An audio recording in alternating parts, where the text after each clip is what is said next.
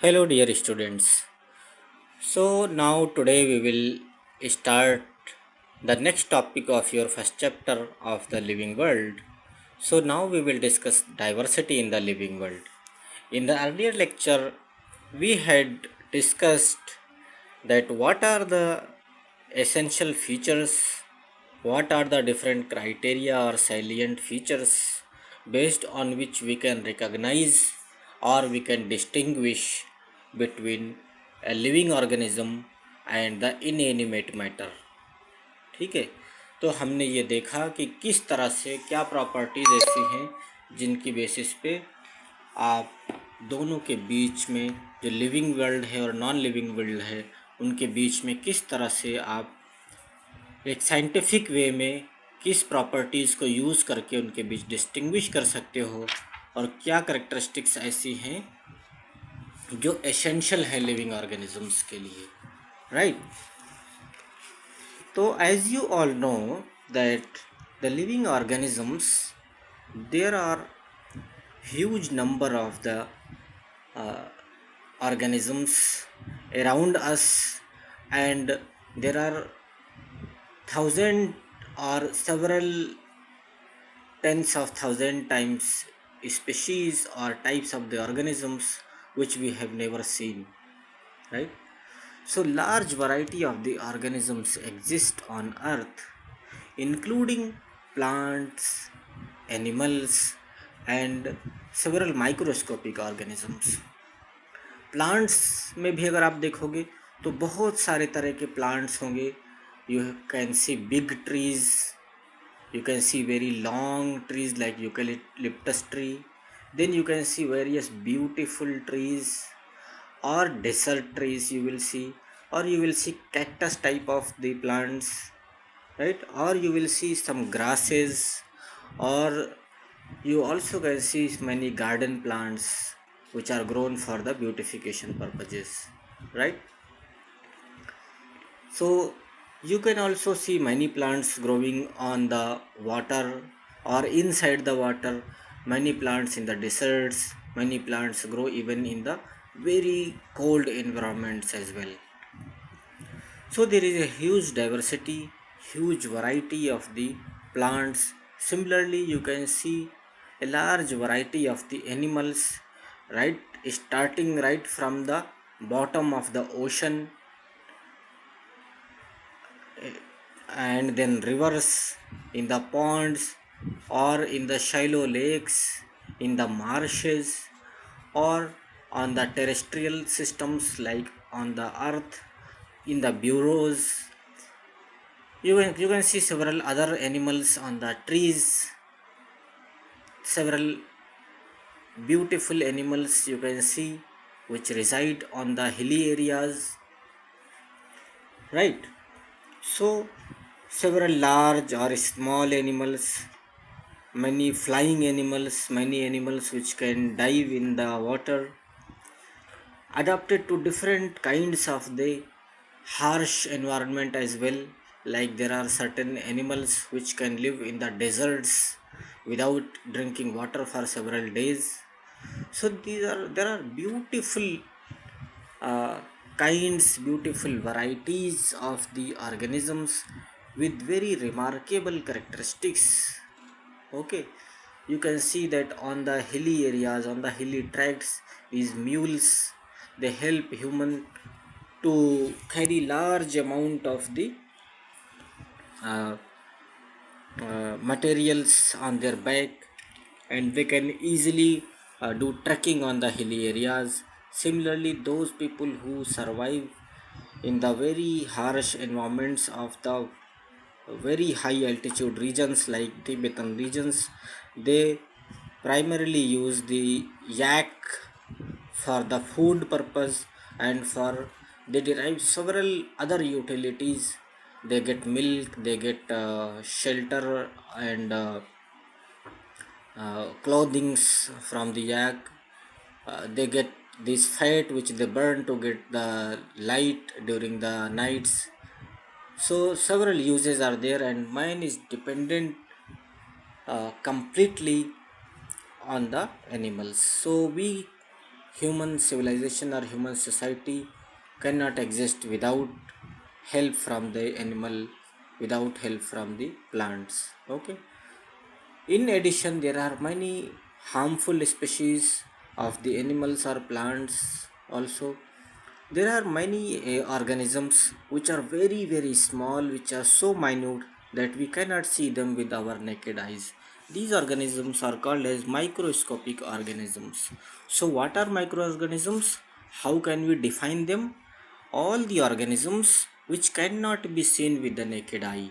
That means you need the help of the microscope to observe them. These organisms are called as microscopic organisms, right? Very easy. I think you all know this already. So next question comes, if there is such a huge number of the species spread across the length and breadth of the landscape of different kinds of environments, what is the total number of the species, right? So before that, what is the species? So we will see the definition of the species a bit later, but as of now, let us just say that each different kind of the animal or plant, or each different kind of the organism is called as a species. Okay, you all already know that there are several species of the dogs, several species of the cats, horse is another species, human species, monkey species. Okay, species of several plants like mango or lady's finger or banana, right? So these are different kinds or different varieties of the organisms, maybe plants or animals or certain bacteria, so we call them species. So you have to remember this number, that in on the earth there are total of 1.7 to 1.8 million known species. That means 17 से 18 lakh species जो हैं वो अर्थ पे exist करती हैं, ठीक है। 17 से 18 लाख स्पीशीज़, आप इमेजिन कीजिए कितना ह्यूज नंबर है ये, ठीक है।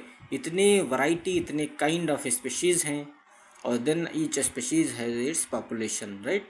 यानी ह्यूमन को इसमें 1 काउंट किया जाएगा।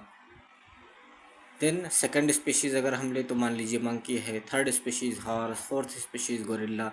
इस तरह से आप काउंट करो तो आपको 17 से 18 लाख स्पीशीज़ आपको अर्थ पे मिलेंगी, okay, including all the plants, animals और the microscopic organisms. And let me also tell you that even till today, the human beings or our scientists have not been able to successfully categorize or document all the species which are available on earth. In other words, new species are being continuously discovered and identified. Every year, if you follow some good newspaper, then you will know that every year uh, some or the other new species are identified and discovered from several parts of the world, including several species from our country India also. Okay, हर साल 10, 12, 15, 25, 30 species different plants की या animals की या microscopic organisms की discover होती हैं, और newspaper में भी उनके बारे में आता है कि कुछ स्पेशीज़, जैसे कि अभी रिसेंटली अगर मैं बात करूं कि तो there were certain species of the banana which were discovered in the Andaman Nicobar islands, then certain species of the snakes were discovered. These are new species which world had never known. Then certain species of the frogs also had been discovered recently. Okay, तो ये सब जो है continuous discoveries होती रहती हैं। Specially अगर हम इंडियन कंटेक्स्ट की बात करें तो स्पेशली जो अंडमान निकोबार आइलैंड्स हैं, या फिर नॉर्थ ईस्टर्न रीजन है हमारी कंट्री का, वहाँ से, या फिर जो वेस्टर्न घाट्स के रीजन है कर्नाटका एंड तमिलनाडु में, वहाँ से के जो हिल्स हैं वेरी इनएक्सेसिबल, तो वहाँ से हर साल हमेशा ऑलमोस्ट एवरी मंथ कुछ ना कुछ नए स्पीशीज़ की डिस्कवरी साइंटिस्ट लोग करते रहते हैं। Okay, so these are actually very interesting and beautiful things, that you are seeing a completely new kind of the species which the world has not known or not seen ever. Okay, so now after appreciating the huge number and diversity of the living organisms, now let us see that if you want to study these living organisms, what you need to do. First thing you need to do is that if you want to study and tell about some organism to the world, you should give it a name, right? Why you should give it a name? Because there has to be a standard method if you want to do a scientific study. Because local names are not sufficient, they are not enough. Why? Because local names vary place to place. For example, onion is called as kanda in Marathi, pyaz in Hindi, vengayam in Tamil, and it may have several other names in different languages. So, if a scientist in one corner of the world wants to convey about this thing in another corner of the world, the local names may not be known to each and every scientist. But if you can give a common name, then that common scientific name can be discussed and can be agreed upon by all the people across the world, so that there is no confusion. Okay, so those names which vary from place to place or language to language, they create confusion. But if you give one name, then that name uh, every scientist recognizes, then it becomes much easier. Similarly, there are so many other factors, including few which we are discussing here, like some organisms may have multiple names. Okay, एक ही language में आप एक ही organism के multiple names दे सकते हो. बहुत सारे organisms के मल्टीपल नेम्स हैं. ठीक है, जब आप मल्टीपल नेम्स अगर दे देते हो तो उसको फिर कन्फ्यूज़न वहाँ पे हो जाता है, डिफ़िकल्ट हो जाता है आइडेंटिफाई करना. लेकिन अगर आपने यूनिक नेम दे रखा है, यानी उस नेम का सिर्फ एक ही स्पेशीज़ है अगर, और वो नेम सिर्फ और सिर्फ एक ही चीज़ को अप्लाई होता है, then it avoids the confusion. Okay, so these things are actually needed. So you have to have a standardized way or standardized method of the naming of the organisms. So the standardized naming process is called as the nomenclature. Okay, so nomenclature is a discipline. If you want to study diversity, so nomenclature is a actually discipline which deals with the standardized naming process of the living organisms. Okay, now once you have named certain organism and you have known it, what you need to do is that you now want to describe it to the world so that other people can identify. That means the next step will be the identification of the species which you have discovered. Okay, you want to tell this species to others, so you have to tell the characters of this species. You have to tell the various features, various properties of this new organism to the world so that they can identify it. Okay, so the next step will be identification and characterization. So what is identification? Identification is recognition of the species by the descriptions of various features, maybe external morphology or maybe internal structure or certain properties of that particular organism. Okay, so uh, once you have named them, once you have described them, then other people using the description which you have given can very easily identify those species also. Okay, now if you have one or few or a dozen species, then it's much easier to name or identify or study their characteristics. But as we have seen that there are 17 to 18 lakh species of different kinds of the organisms. Now if a scientist who expertises in the field of diversity of living organisms, what he will do? Is it possible for him to study all the organisms? No, it is nearly impossible, right? So there should be some ways so that all the similar organisms can be put together, and based on the similarity in the properties and the dissimilarity or unique features of the properties, if you can categorize the organisms, then it becomes easier to have an at least overall broad view about the entire living world, right? Like if a person who has never seen a snake, it is very difficult to describe him a snake. But if you if he has seen one snake, and if you tell that there are several other varieties of the snake, then it becomes much easier for that person to imagine about the snake, and he can say that okay, this snake was having smaller length and darker color, the other species is having a longer length and it is having a different color of different shade, and it is more poisonous, so it is a different species of the snake, right?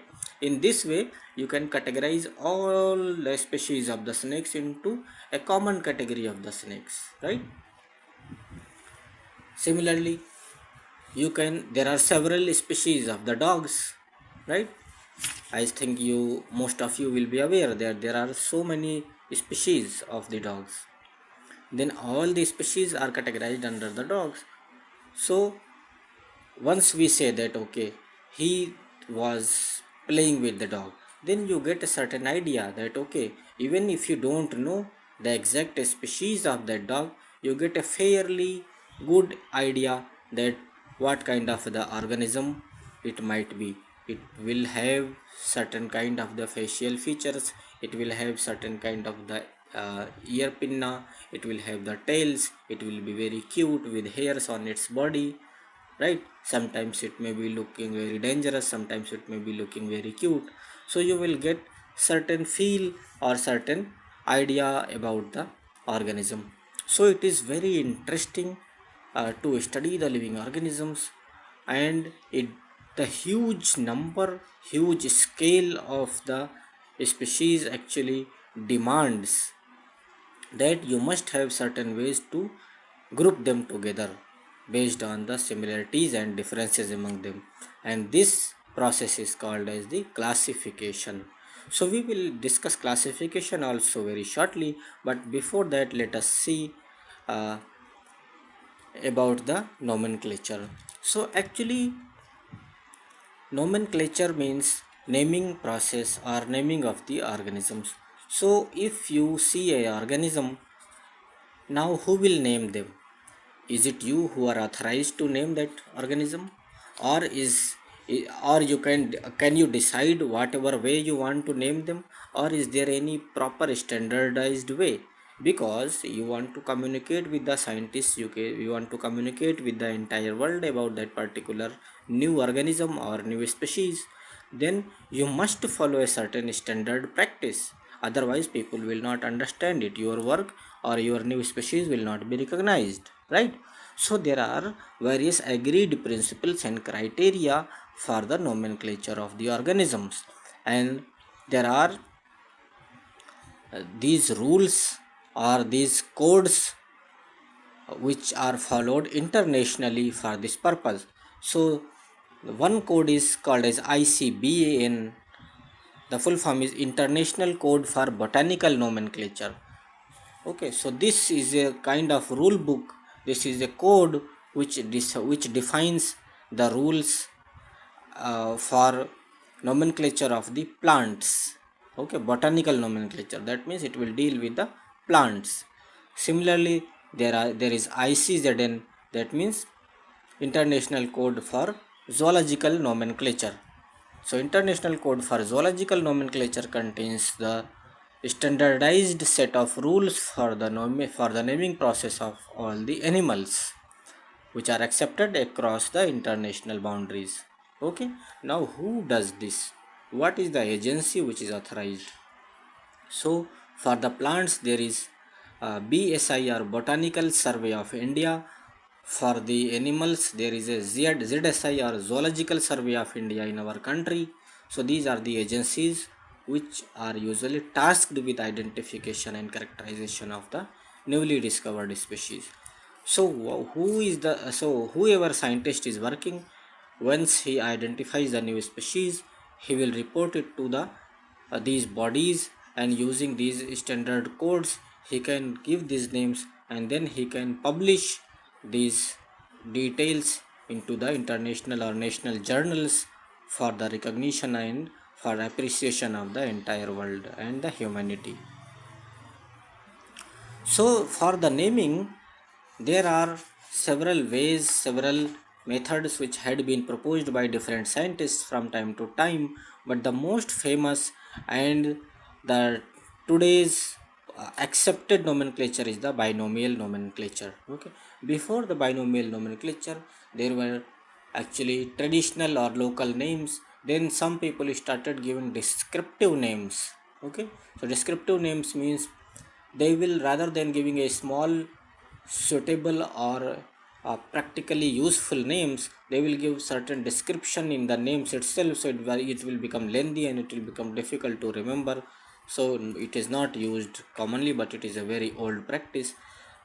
The most accepted format is binomial nomenclature. Binomial nomenclature was given by a scientist who is very famous. He is called as father of the taxonomy. His name is Carolus Linnaeus. He is a great scientist and he studied several thousands of the plants and animals. He gave all the detailed characteristics and properties of these plants and animals in his book.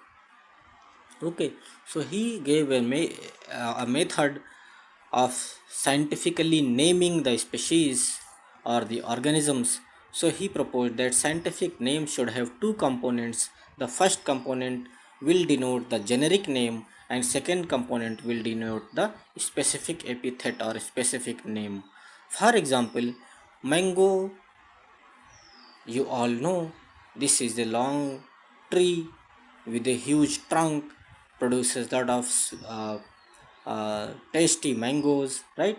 So the mango tree was described, the plant of the mango was described by the Carolus Linnaeus, and he named it as Mangifera indica. Okay, so Mangifera is the genus and indica is the species. So Mangifera indica, these are the two uh, two words indicating the binomial nomenclature. Now, what are the most salient features of the binomial nomenclature? You must be aware of this and you should remember it. And this is a very important from board point of view.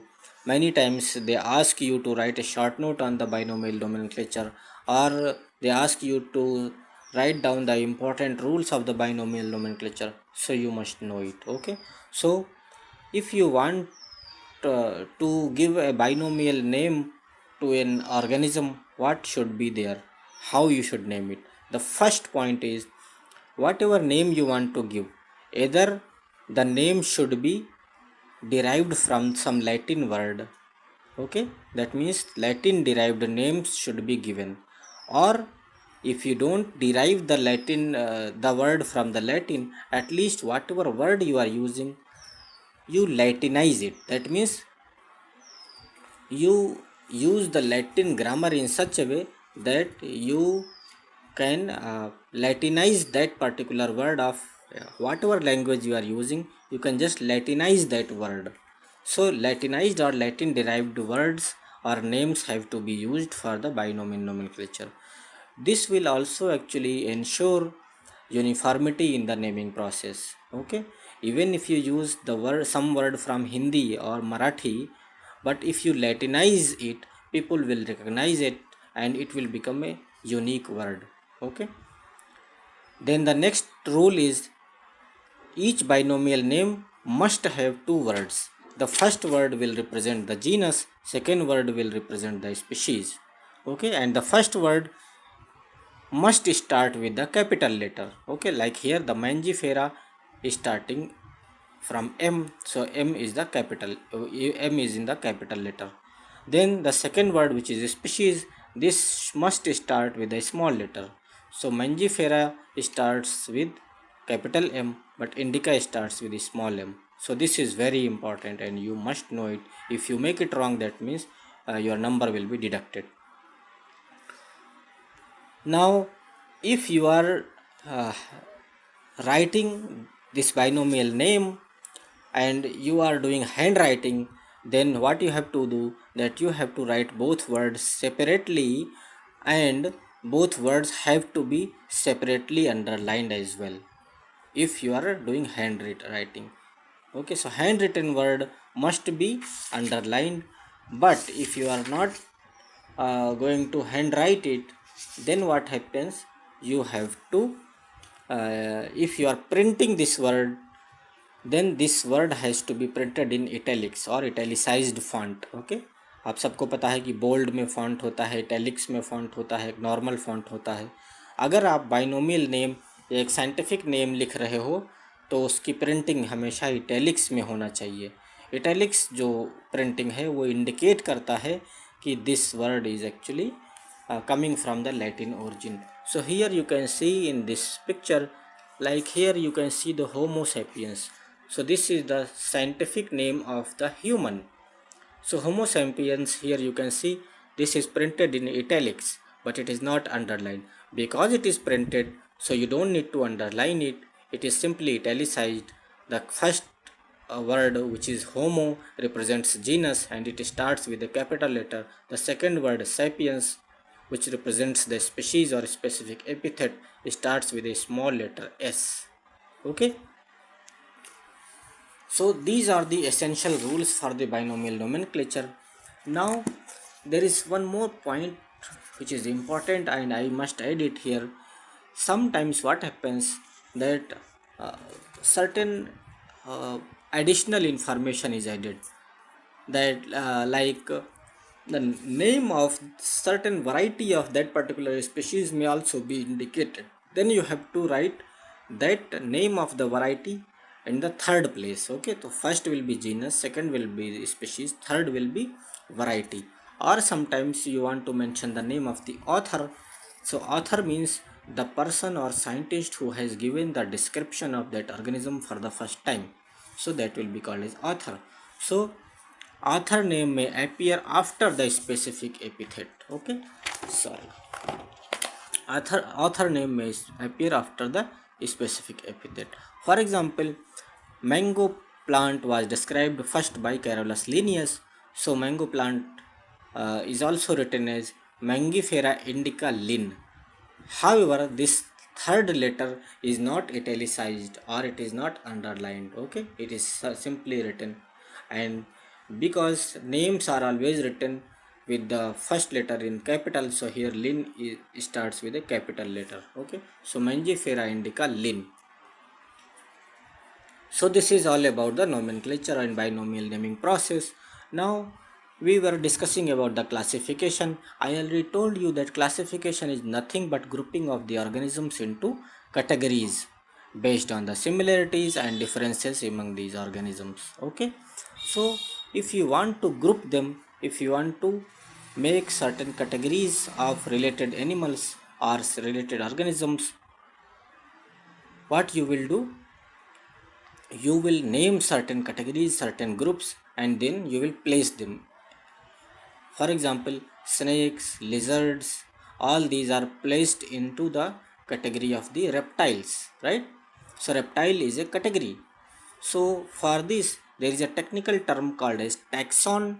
Taxon is a singular term and its plural is taxa. So taxa is a technical word. It refers the category or grouping of the organisms in the in the characterization or classification of the organisms. Okay, so taxa actually indicate the categories of different levels. That means for example, if I want to explain you what is the meaning of taxa, let me tell you that when I say that you are putting the organisms into different categories, that also means that there can be different level of categories. For example, let me tell you, all the species of dogs can be classified into the category of the dogs. Okay, so there will be several species of the dogs, and they all can be categorized into group of the dogs. Okay, so dog as a general word can be used for all the group of the, for all the species of the dogs as well. Then all the dogs, cats, horses, they all are mammals, as you all know. Okay, so all these mammals can be categorized together. So if you say mammals, then what immediately you think of? You think that okay, this organism, if it is a mammal, it must have external ear pinna, it must have body hair on this. Okay, usually the tail also is present in the mammals. So these are the characteristic or essential features of the mammals. So all the dogs can be also grouped into the mammals. Similarly, all the mammals, all the reptiles can also be categorized into the tetrapoda. Tetrapoda means all the category, all the groups of the organisms which have four limbs. So lizards have the four limbs, right? Frogs have the four limbs. Horses also have the four limbs. So they all come under the next level of the category or grouping. So that means all these levels of the categories or groupings, they are different levels of the groups, and they are called as taxa. So that means these taxa make a hierarchy. Okay, so some taxa may be at a lower level, another taxa may be at a higher level, another taxa may be at an even higher level. That means if you want to categorize, if you want to classify certain organisms, you can put them under different levels of the taxon. Okay, now based on the on these three essential features, rather four essential features of the nomenclature, identification and characterization, and classification, this process of classification is actually called as taxonomy. Okay, so taxonomy is nothing but it is a science of classification. You are putting the organism into different levels, different categories for their systematic study, and this is called as taxonomy. So taxonomy is the science of classification, science of the studying the diversity, and it has three components: nomenclature and identification or characterization, and the third is the classification. Okay, so now here you till now you have understood that taxonomy is the science of classification, which involves three component: naming of process, that means nomenclature, then identification or description or characterization, that means identification, and then putting them into certain categories, certain groups based on similarities and differences, that means classification. Okay, so now let me tell you that the earliest classification which was done, it was in arbitrary, not based on the scientific principle, rather it was based on the very crude ways and the utilities or uses of those organisms. Okay, like all the organisms which are living in the water, they were categorized under the fishes. But now we know that many other species, uh, many mammals also live inside the fish, inside the water. Similarly, all the species which are living on the tree were categorized as arboreal. Okay, so this was in a kind of arbitrary classification, but now under the taxonomy, a huge number of the things are taken care of, and they are considered, and things are put into different categories based on a huge certain set of rules and guidelines, and based on a large number of the rules, large number of the characteristics and properties, not only based on one or two features like their habitat or their place of living, or just one or two characteristics. Okay, now there is next science which is called as systematics. So systematics actually refers to the science of classification, but it differs a little bit from taxonomy.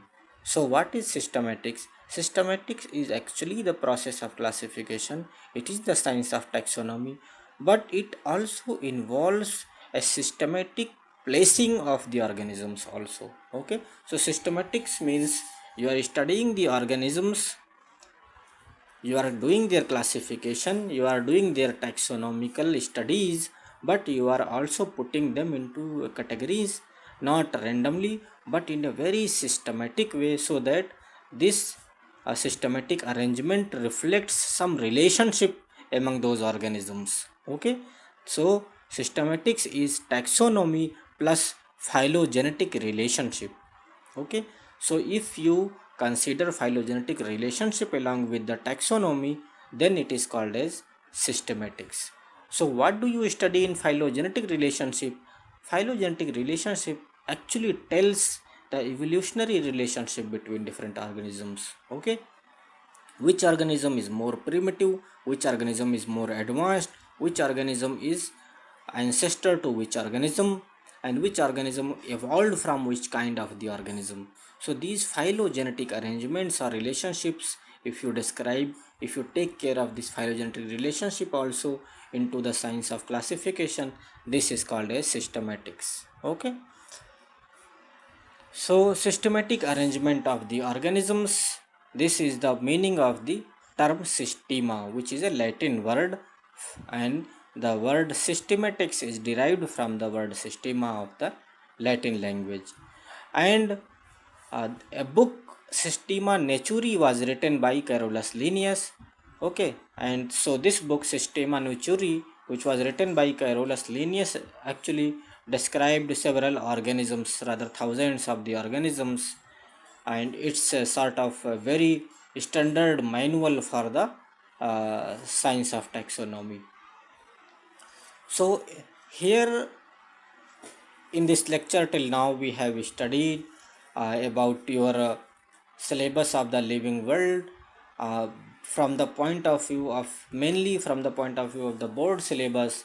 There are certain additional information also, there are certain additional books also which are written, which we will be discussing later on actually. So uh, now we will stop here about this diversity in the living world. In the next lecture, we will further discuss about these different categories or taxons, and we will see how they help to understand the living diversity in a better scientific manner. Okay, so don't forget to make your notes and feel free to ask any questions if you have. Thank you. Happy learning. Bye bye.